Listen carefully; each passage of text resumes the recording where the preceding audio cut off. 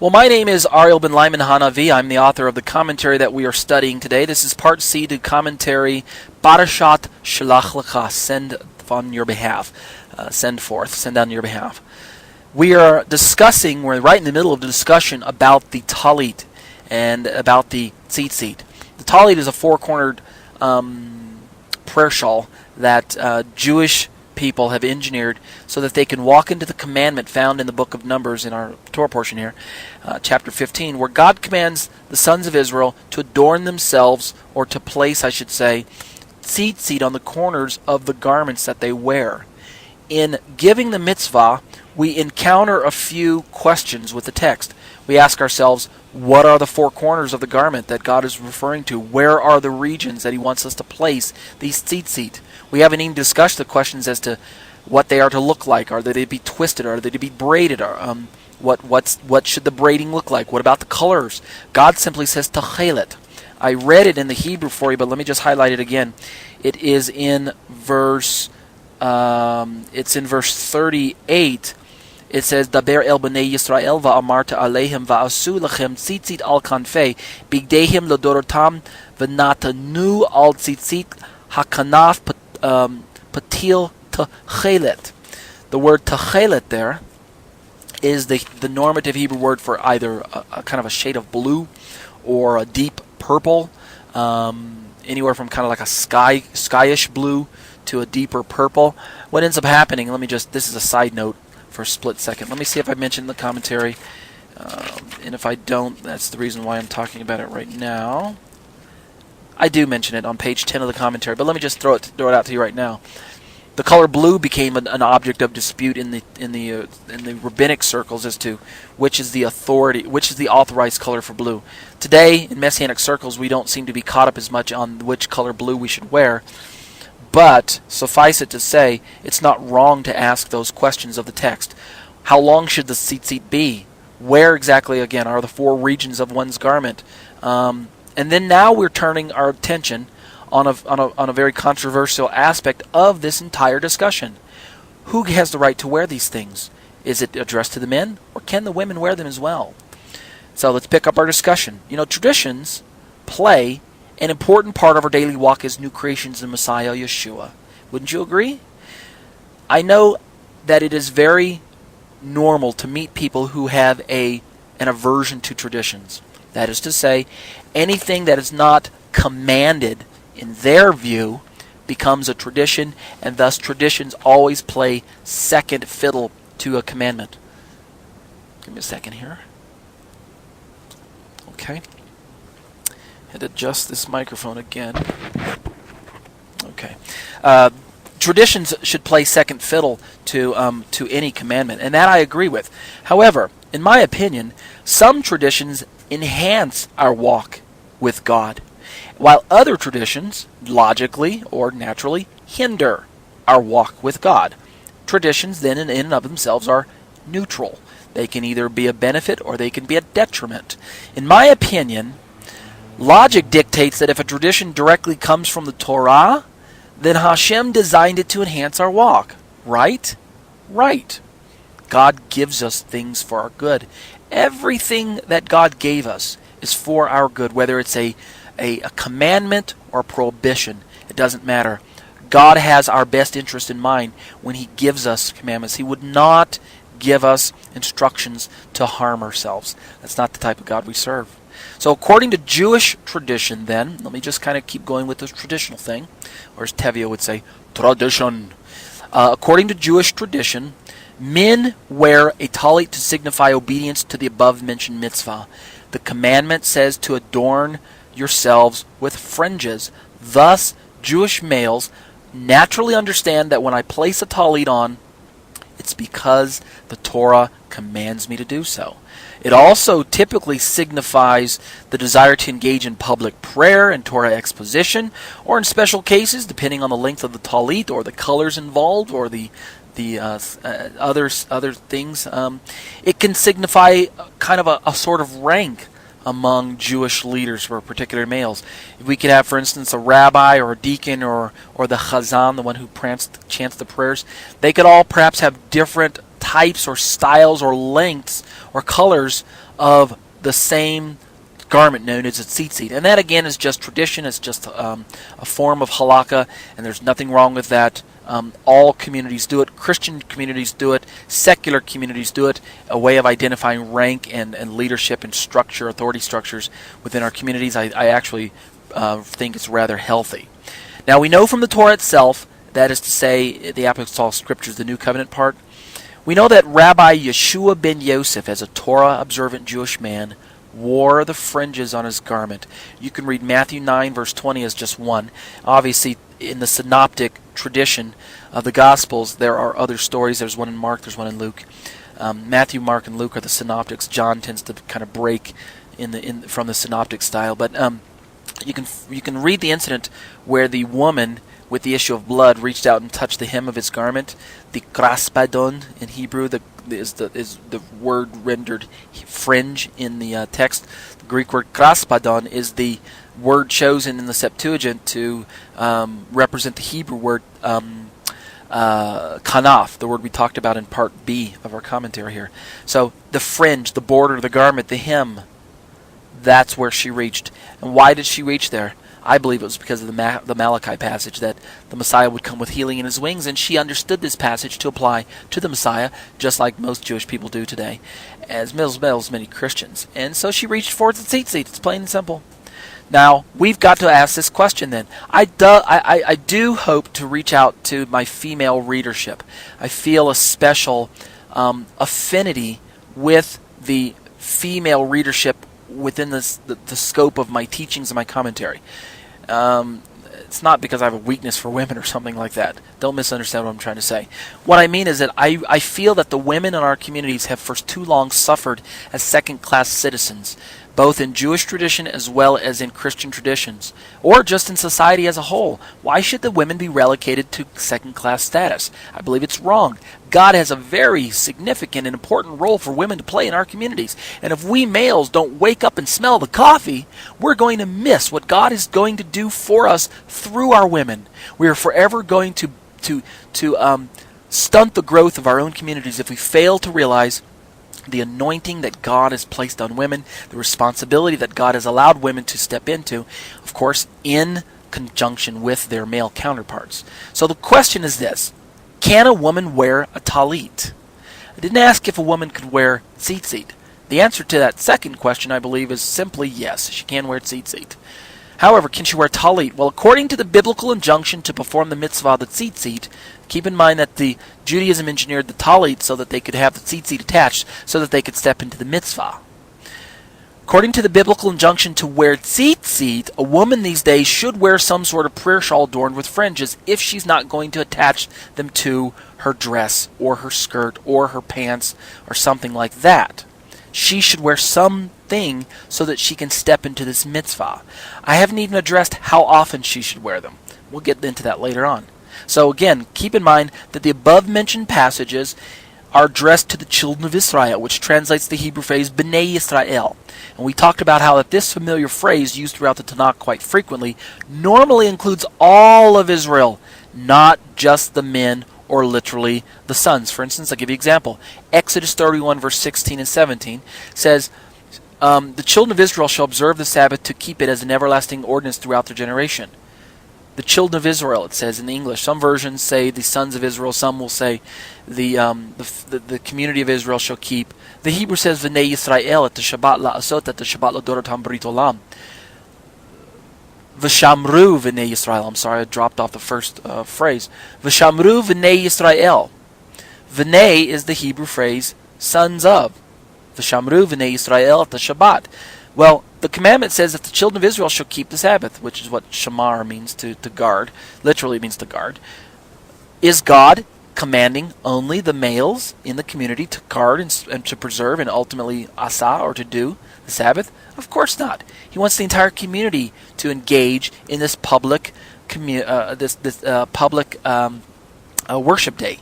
So, using that hermeneutic just from that example alone, we can see that the term B'nai Yisrael cannot exclusively mean sons. So what this means is that historically, we should have seen the women joining in on this mitzvah if we were to examine Jewish communities down through the ages. After all, doesn't it stand to reason, and I'm going to say this just right up front, doesn't it stand to reason, therefore, that HaShem wants the females to be Torah observant also? Those women out there listening to my podcast right now who are saying, yeah, Ariel, you go there. Yay, way to go, amen. I can hear you right now. That's great. I'm trying to build you up. Know that I am. I pray for you. I try to support you. And it's a shame that you are not given the recognition in the communities that you deserve. And so let's seek to change that and seek to return to God's order again. I'm not trying to uproot male leadership. That's not what I'm trying to do. God has established the men as the leaders. I'm a man. I understand that principle. But the women are very, very vital to a healthy community. And if we push them off to the corner, I'm speaking now to you men, if we push them off into the corner and we patronize them and say, oh no, you're more spiritual than us. You don't have to keep the commandments like we do. We're dumb. We're dull. We need to keep them because we need to be more in tune with God that way. But you're ultra spiritual. You've got it in your head and in your heart already. You don't need to wear the externals.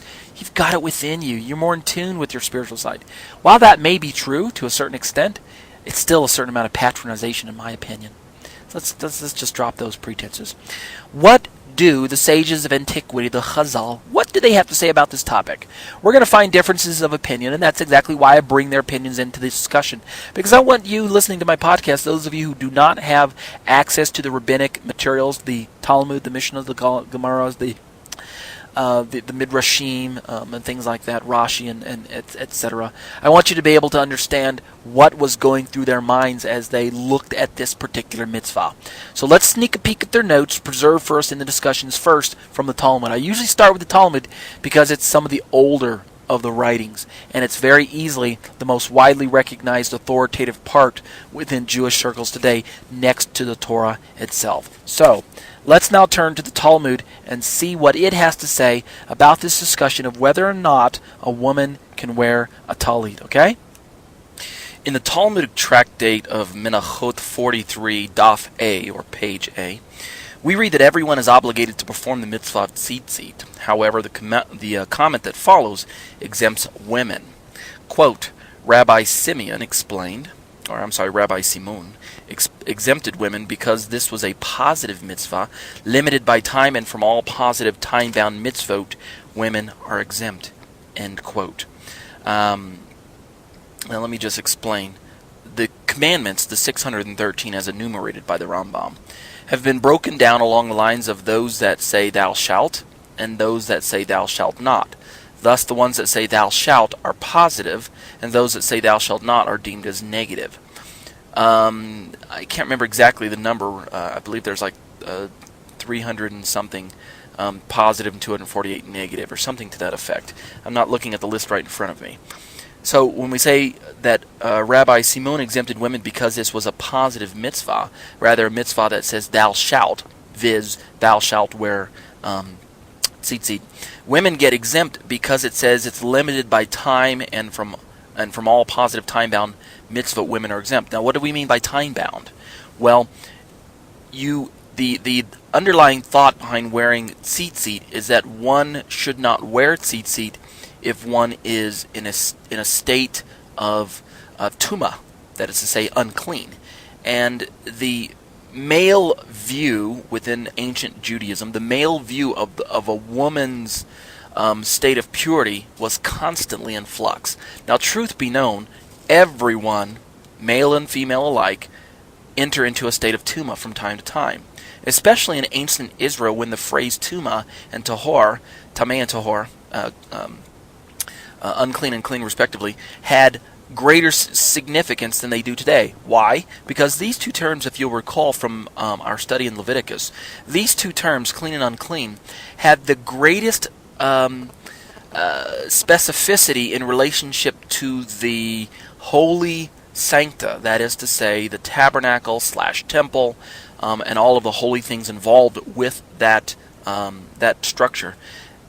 Likewise, one in a state of unclean could transmit, as it were, this uncleanness to another person of the community, depending on the level of unclean. So when a person was declared unclean, for instance, let's say a woman during her menstrual cycle is deemed tumah, she is tameh, the adjective tameh, the noun tuma. She is unclean with regards to visiting the tabernacle and with regards to having a relationship with her husband. Thus, the Torah prohibits her from having sexual relations with her husband during her period of nida, or during her state of uncleanness. And what ended up happening was the rabbis, over time, once the temple was destroyed and the laws concerning purity had to be adapted to fit normal life without the structure known as the tabernacle. In essence, the priestly duties were transferred to the home because the priests were out of a job. There was no temple cult for them to perform, and therefore the priests just stayed home. They ended up teaching Torah, and eventually the academies and the schools and the synagogues gained a greater significance within the communities of Israel, because that became the locations where people would gather most frequently instead of going to the temple or to the tabernacle. So when the rabbis look at the mitzvah of the tzitzit, they ask themselves, would God have wanted a person to don the tzitzit while they were unclean? And the conclusion they came to is the answer is no. Therefore, they do not obligate a woman to wear tzitzit based on some of these details. Again, this is not an exclusive view, nor is it an across-the-board view. What ends up happening in Judaism is whenever you have two opinions, typically they'll have to go with the majority opinion. And the Talmud loves to go with the majority opinion. So if you have an odd number of Jewish people and the majority votes on one side, then we go with the majority. It's not any different than a democracy where the people vote and the higher vote wins. So that's kind of what's going on when it says they're exempted from positive mitzvot, ones that are time-bound. Time-bound meaning, again, can I wear the tzitzit at all times, or do I have to take them off whenever I'm in a state of tuma, a state of unclean? Plus, women are also, if you'll recall, from a rabbinic observation, from a male observation, women are quite naturally bound to home duties in many communities. I'm not in any way suggesting that I think that the women should stay home while the men go out and work. However, there seems to be a natural order related to women taking care of the home and men providing for the home. Thus, it is quite natural, nothing wrong with it, to have the woman at home taking care of the home and the man out earning a living, as it were, to provide for his wife. That seems to be the natural order. Again, I don't have a problem with women going out and working. My wife actually has a job. I have a job. We both work. There are no children in the home. Thus, it makes it very convenient for both of us to bring in an income. So the woman is at home. She's taking care of children. She's taking care of the home. And as such, she doesn't have as much time to go to the schools of studies. She's got a lot of things to take care of at home. Really, if you think about it, a wife is a full-time job. A mom is a full-time job. It's just the most underpaid job there is in the world, right? You women out there listening to me who have a family to take care of and a husband to manage, that's a full-time job with with not enough pay, with inadequate pay. Amen? Amen. Good time to say amen. Let me just keep going in my commentary. At the bottom of page 6, being exempt from something does not mean one is not allowed to. Just because you don't have to fulfill an obligation doesn't exclude you from participating. Commentators such as Moses Eiserls argue that women shouldn't try and fulfill this mitzvah, as it would constitute an excessive demonstration of pride in their own piety. Again, these rabbinic quotes that I'm introducing you to, the Talmudic sayings, the opinions of some of the sages, I don't necessarily endorse everything that I'm reading. I'm simply giving you some other opinions for you to chew on, just so you can kind of understand how Judaism has developed the opinion that they have on women wearing tzitzit / a talit. Because that, in fact, is the discussion of our question right now. Can a woman wear a talit?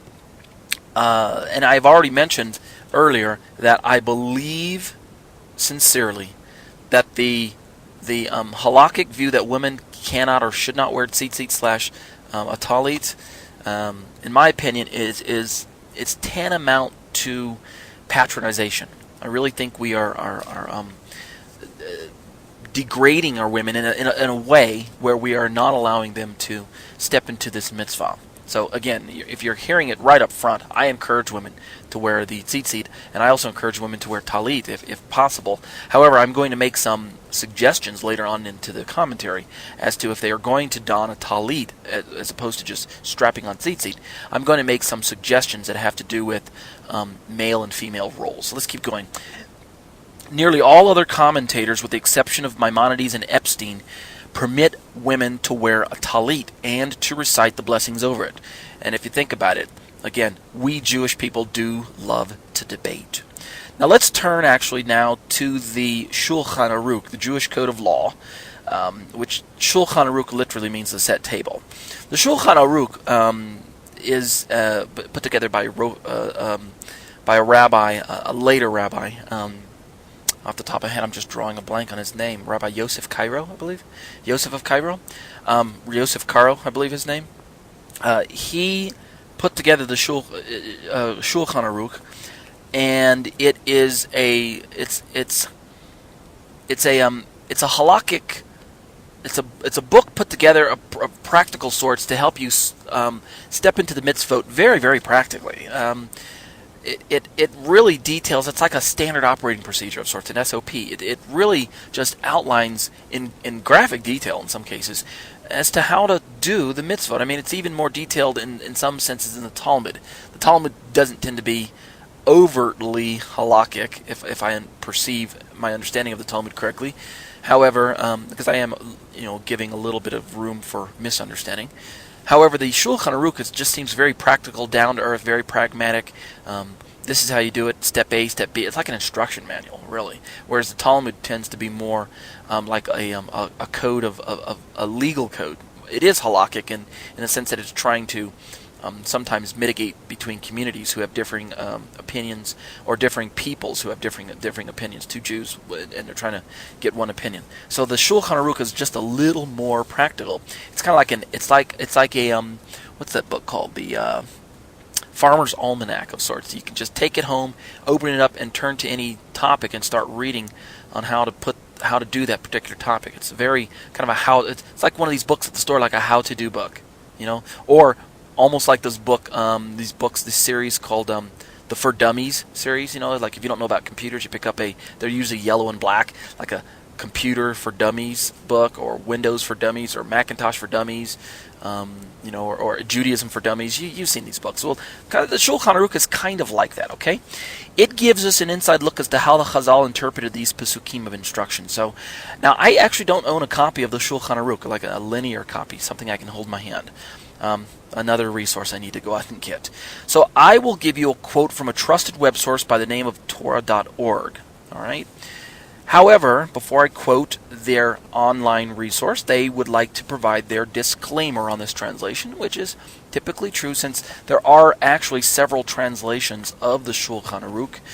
One author wrote it, and then there are several commentators who translated it and put it together. And so here is their disclaimer to the translation that I'm about to read, okay? Quote, Halacha Yomi by Rabbi Ari Lobel is a translation of the Kitzur Shulchan Aruch,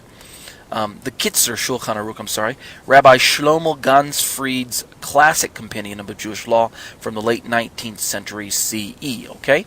So, our translation, speaking of, this is Torah.org speaking, our translation is primarily derived from that of Rabbi Eliyahu Tauger, recently published by Moznaim Publishing Corporation. Readers are encouraged to purchase the book from their local bookstore or by calling Moznaim, and then they give you a phone number there.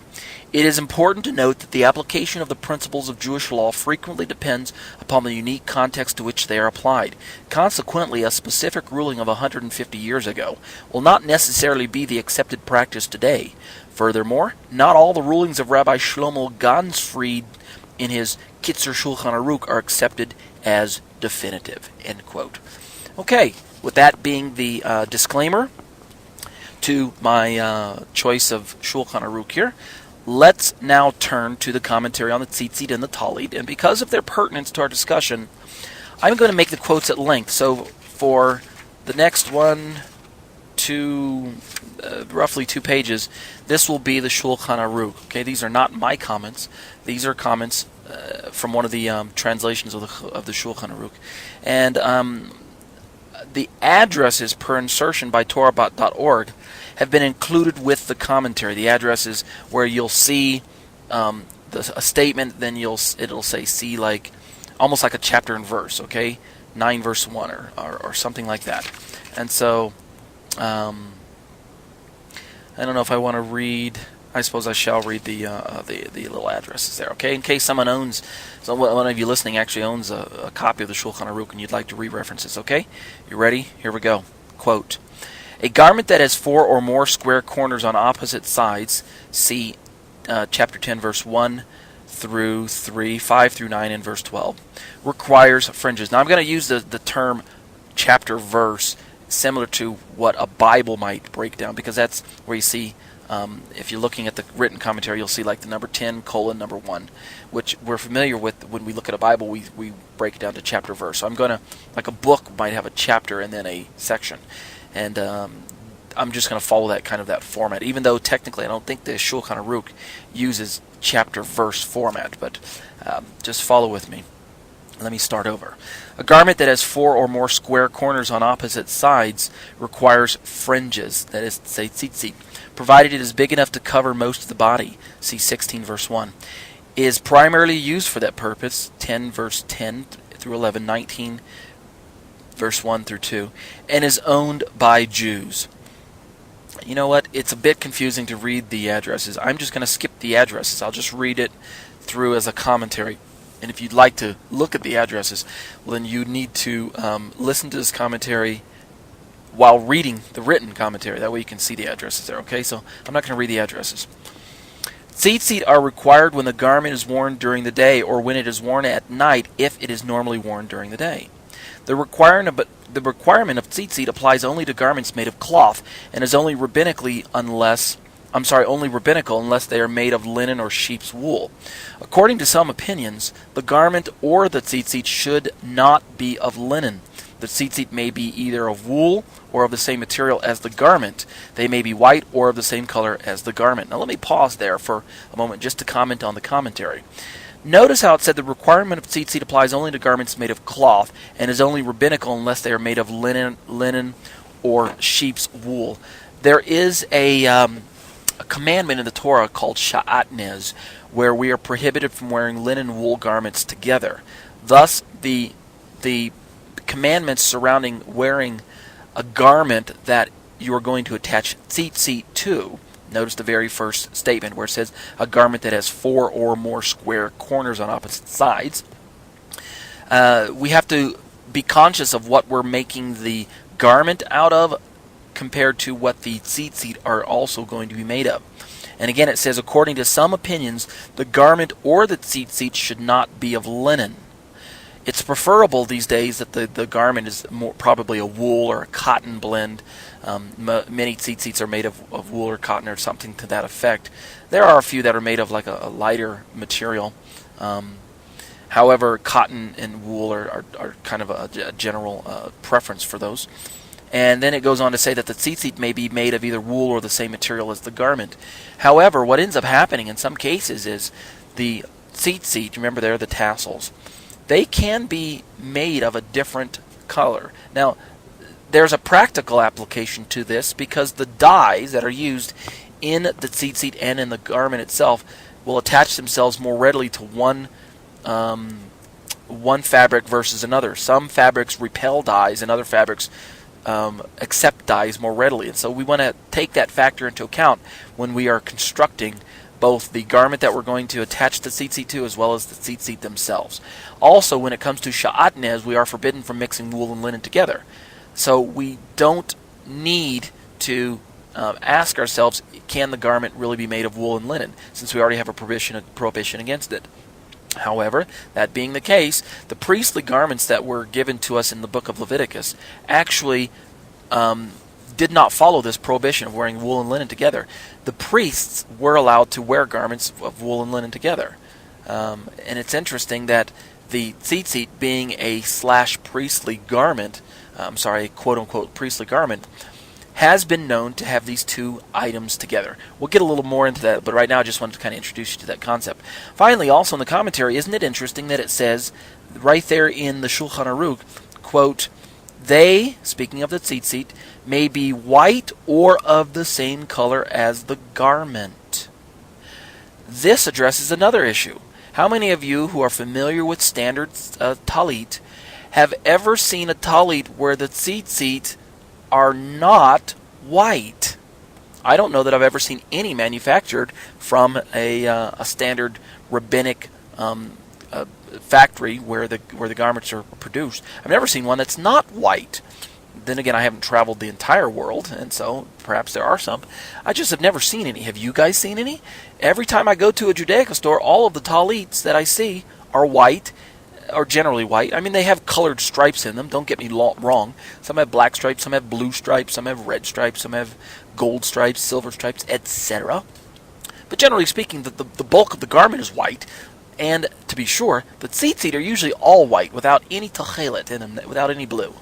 In fact, I don't know of a single company that manufactures the tzitzit and weaves the blue into there from a purchase point of view, so that at the point of sale you're able to just buy it with the blue.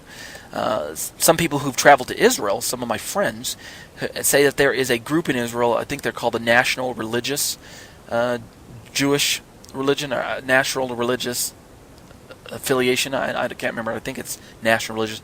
They're not Messianic. They've been known to have the blue in their tzitzit. And it is somewhat of a well-known phenomenon these days that non-Messianic Judaism prefers no blue, even though the mitzvah says put the blue in there, when compared to their Messianic counterparts who have retained the blue and prefer it.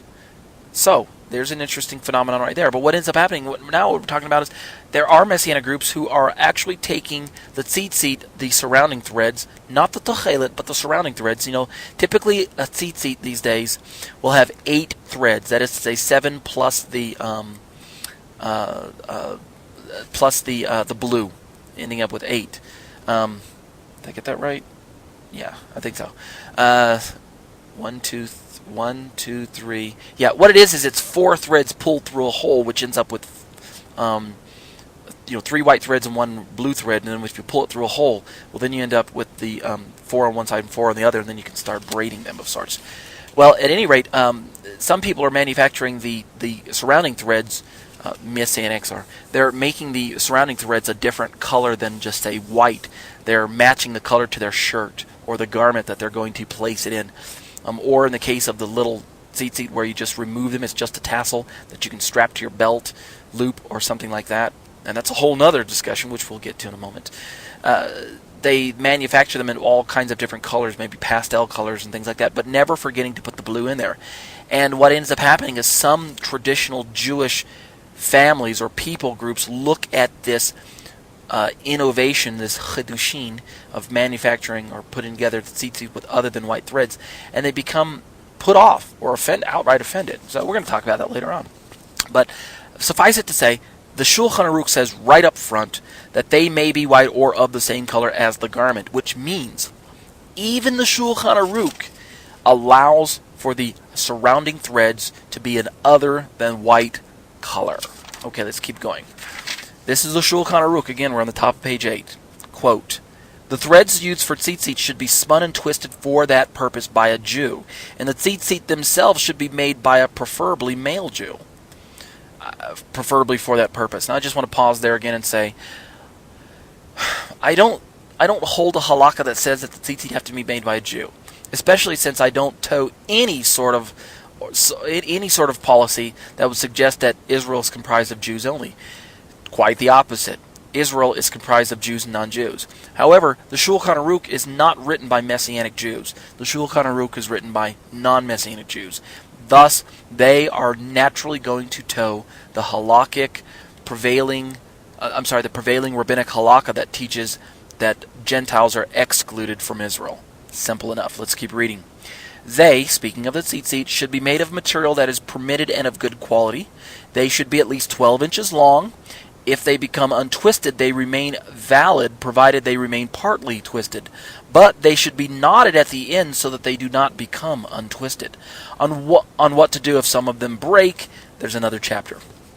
The tzitzit are passed through holes near the four corners of the garment that are farthest apart.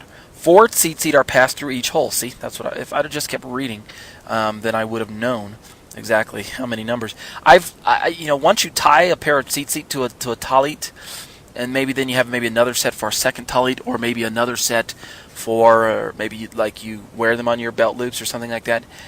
Unless you are the designated tzitzit tire in your community, you don't really end up tying a lot of pairs of tzitzit. So you may go a season where you don't tie. I personally, when I first met my friend Pastor Mark McClellan, I personally tied his tzitzit to his talit because he was given a talit shortly after I met him, which was 7 years ago. And as a friendly gesture, I tied his tzitzit for him. And then I went out and repurchased a new talit on my own a few years after that, and tied the tzitzit to that. And then I went a few years where I didn't tie any tzitzit at all. A pair was actually given to me by Mark's daughter, Jessica McClellan. And those of you who live in the community near Thornton, Colorado, if you'd like a pair of tzitzit and you want them done quality, you want quality work done, talk to Jessica McClellan. She can get you a pair for a great price, and she'll tie them up for you, and so all you got to do is just pay her, and she'll get it done for you real fast. She makes all sorts. She makes children's tzitzit. She makes adult tzitzit. Different color sizes, things like that. And then just recently, a student of mine, a female student, had a talit, and it had the white tzitzit in it, and I suggested to her, I asked her really if she would let me purchase and tie the blue, the techelet in there, and she allowed me to. So I just recently was able to tie a set there. So Talmida, I want to thank you for allowing me to do that, because I need the practice of going back and doing that. And so you go back and you put it takes a while. It takes actually you have to unravel the white and then re-put in the blue in there. And so it can take a few hours to do that. And what's really neat is your fingers turn blue in the process as you get the techelet all over your fingers. So at any rate, tying tzitzit is a mitzvah, and it's great. In fact, the rabbis, I'm going to get down to it later on, they actually say it's a mitzvah for you to tie your own tzitzit.